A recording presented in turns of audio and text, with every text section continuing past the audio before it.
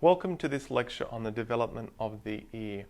So when we look at the ear itself, in the adult, it's this kind of one united anatomical structure, which encompasses the sense of both hearing, but also the vestibular function of movement.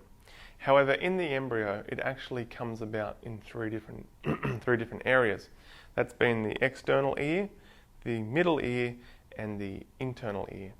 Now, in terms of the external ear, which this is more designed as a conduction of air or conduction of sound waves, to put it like a funnel, to put it into the tube, going into the middle ear. And so the middle ear is more about the change in sound waves into the movement through bones, and then we move into the inner ear, and the inner ear is about transducing, so changing into electrical activity. And so essentially today's lecture will be around those three learning outcomes, the middle ear and the inner ear most in depth. The external ear is going to be very superficially done. So let's start with this image. Now, at approximately 20 days, 22 days, what we start to see on the embryo is we can see the pharyngeal arches starting to develop. So this is the paired first arch, paired second arch. This is the head end. So this is looking into the side like so. At the front, we've got the maxillary processes here, and we've got these placodes at the front, which are the lens placode, which is going to be the developing eye. Placodes are just thickening of ectoderm, whereas over here we've got a structure that we call the otic placode. Now, if I was to do a cut through, so let's do a transverse kind of cut through, and what we have now is this image. So, as I said, about 22 days post-gestation, what we have, so going through the back of the head, which in the developing, so when we did the development of the nervous system, this would be the rhombencephalon area. So this is the area that's going to develop your medulla, your pons, etc. So we've closed the neurotube. This tube here is in blue, and we've closed the whole body up from the back. So that's going to be the ectoderm like so. In front of the neural tube, we've got the notochord in black, and then in front of that still is this orange colour, which is the endoderm. So where that would have started would be in here like so. So this would be called the stomatodeum, which is going to be the future mouth. So we've got a membrane there called the buccopharyngeal membrane. That obliterates, and now that's the start of the tube. So as we go down into the pharynx, this is what we see here. And so this tube here is endoderm, which I've now discoloured with black. Now, the ectoderm in this region here, as I said, this is the thickening. So this is going to be the otic placode, which starts to thicken up on the 22nd day, should I say. Now, coming down to this area here, what we've got is the endoderm going out, the ectoderm coming in. So this is going to be this region between the first and second pharyngeal arches. If you haven't done the pharyngeal arches, I encourage you to watch that lecture on the pharyngeal arches. It will make this lecture much easier. So between the first and second, we've got this cleft, which is this area here, and inside we've got pushing out the pouch, and they're going to meet together. Now, coming to this area, what starts to happen after the 22nd day is we start to have this kind of invagination starting to occur. So this will pinch off, essentially, and we get this invagination starting to occur here like so, like that. All the way through, so this is moving now, but we've cut it in half. There's your neural tube like so. All the way through until we've got this otic vesicle, which is this pear-shaped structure. Pear-shaped means piriform, so it's a piriform-shaped structure. And this is the otic vesicle. Further developments, which we can see the endoderm's still pushing outwards towards the ectoderm, so that's still happening so that's going to be the first pouch coming out like so. That's the first cleft coming in. Other structures that we've got this green structure that's come out of the vesicle. So this is known as the statoacoustic ganglion, which is going to be a group of nerve cells which is all about the 8th cranial nerve. So that's going to be the vestibular-cochlear nerve starting to develop there. So that has come about by cells that have come out of that otic vesicle, as well as some have come from the neural crest down into here. So this is going to be a group of sensory neurons. Moving on, further cells, mesenchymal cells, cartilage cells, we see these 3 group of cells starting to develop, and that's going to be the ossicles. So that's going to be the 3 ossicles that's going to be on that ear, the middle ear structure. So now we move further along. So zoomed in a bit in this area, what we're starting to see now is we've got the outer ectoderm, which is going to start to develop your outer ear. So the outer ear is going to be developing here, which becomes much more distinct there. The ossicles start to separate much more obvious, and the endoderm starts to grow up closely approximated with the ectoderm. So they're getting very close together. Looking at the vesicle now, this becomes much more distinct. So these areas grow into a ventral and a dorsal region.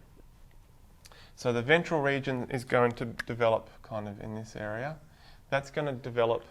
This whole structure is called the membranous labyrinth. Okay, this whole blue structure which came out of that otic vesicle, that is now known as the membranous labyrinth.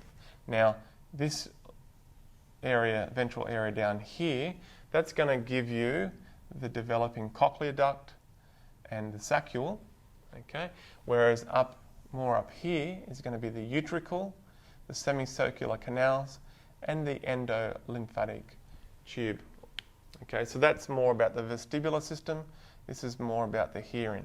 Okay, so we'll focus much more on hearing. Okay, so we've got the vesicles and the ossicles starting to form. We've got the tube moving towards, or the pouch moving towards the cleft, and they're going to associate together. And we've just seen how that starts to develop. The next take-home point is just to be aware of. These groups of ossicles, they come out of these 2 arches. So the first pharyngeal arch is going to develop your jaw all the way back to your ear, and it's going to give you these group of ossicles, which are going to be your malleus and incus. That's out of the first arch here, as well as your jaw and so forth. Whereas the second arch, that's going to give you part of the hyoid back into the stapes.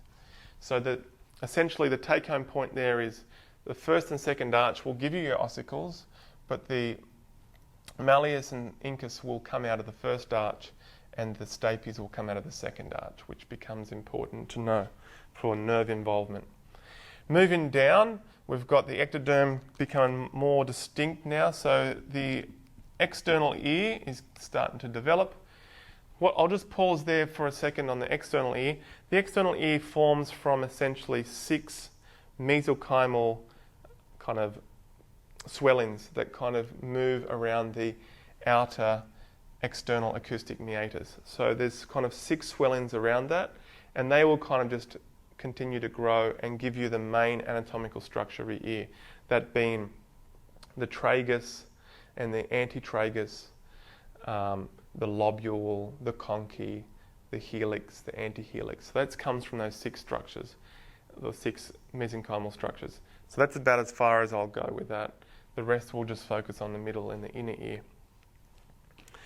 Now what you can start to see is, you can see that the pouch, so this is endoderm, has really grown up pretty far up like so, and it's going to go all the way up. So going back to this area, this pouch, as we saw in the pharyngeal lecture, the pharyngeal arch lecture, each pouch will form a ventral and a dorsal kind of section. So 2 sections. So one section of this pouch is going to be for the pharyngotympanic tube, which is the eustachian tube. That's going to go down to the back of the nose, whereas the big dilation So the big dorsal section is going to be about the tympanic cavity, which is all that area like so. So the 2 points we've got there from the endoderm, which is the pouch, is going to be the eustachian tube, more ventrally, and dorsally we've got this big tympanic recess or tympanic cavity. Now at this point in time, I've filled it in with mesenchyme. So all this purple stuff is mesenchymal tissue, which is all connective tissue that's just filled that whole cavity up. But what you will see is you'll see now there is a close association with the endoderm and with the ectoderm. So we've put right close together endoderm, ectoderm, and that's going to be the tympanic membrane. Much more developed, we can see the stapes, we can see the malleus and incus, but important to know that all this inner mesenchymal tissue has now kind of engulfed that whole recess, so it's completely filled. Looking at the vesicle which is developed, we can now see the the cochlear duct has now turned and the saccule being there like so. So moving now to probably about the 8th month now. So this is about the 8th month, and this is more focused on the middle ear. So we can see that the ectoderm has come all the way in, and it's closely linked to the endoderm. So now we've got a nice, distinct tympanic cavity coming up like so. It's approximating to the cochlea down here, so that's going to be the oval window going to the cochlea, and this is the rest of the recess going through like so. Now, there is some connective tissue mesenchyme that will grow up between those layers like so. And so now the actual tympanic membrane, which is your eardrum, has 3 layers to it. It's got ectoderm, which is going to be essentially your skin, so that's the outside coming in, so that's going to be skin, ectoderm. Inside's mucous membrane, which is going to be endoderm, and then running up in the middle of it is connective tissue, which is going to be mesoderm. So 3 layers to that eardrum, tympanic membrane. Now it's important to know because there are a few different nerve supplies that give innervation to the eardrum.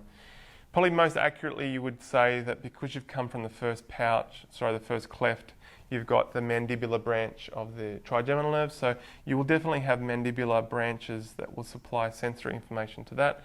But also, confusingly, you've got vagus coming up from below, and so vagus nerve will innervate the eardrum as well.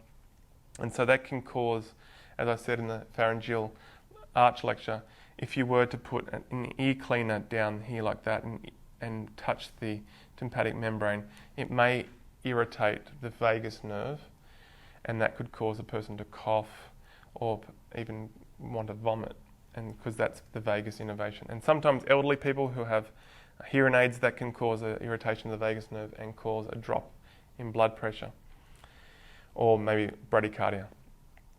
I think that's the main area. Sometimes there is facial nerve in there as well, because you've got the stapes, which is innervated, and this is going down to the eustachian tube down like this. So this is the whole middle ear. We've got the 3 ossicles in place now, being the malleus, incus, and stapes. Stapes are from the second arch. These are the first arch. A muscle that's in there is the tensor tympani, which tenses the tympanic membrane, and that is innervated by the mandibular branch of the trigeminal nerve, whereas the stapedius muscle, which helps to dampen the stapedius going into the cochlea or the oval window, that is innervated by the facial nerve. If we were to do a cut through, let's say here, in the cochlear duct, what we'd have is this image like so. So cutting through, we've got the cochlear duct there in blue. So these are just a group of cells that are going around, epithelial cells that are going around in a tube-like fashion. Now around that is going to be mesenchyme. So mesenchyme kind of surrounds the cochlear duct. It actually surrounds the whole membranous labyrinth. So all the way through is all going to be mesenchyme. through like so. Now, at about the 10th week, what will start to happen is the cochlear duct will start to regress slightly. And so it will kind of start to form. Whereas the mesenchyme will start to form vacuoles, which are kind of these big air sac kind of things. So you'll get these vacuoles starting to form in the mesenchyme, which will be these big opened cavernous areas, like so. And so this is happening around the 10th week, until you get more like this structure. So you've got the mesenchyme still there in purple, which is all this outer structure. That's still there. But what you'll notice is these two big areas here, so one here and one here, like so. So this area here is called the scalar vestibule, and this is the scalar tympani. And so they're the two kind of perilymph areas of the cochlear duct, or the developed cochlear duct. Now in there, that's actually the cochlear duct in there like so, which you can see where it started from. That's sometimes called the scalar media. That's generally the cochlear duct proper. Now on the lateral border of it, so in red, that's developed a connective tissue structure which is kind of bolted into the back wall, which is the spiral ligament. Whereas if you look at the connection between the cochlear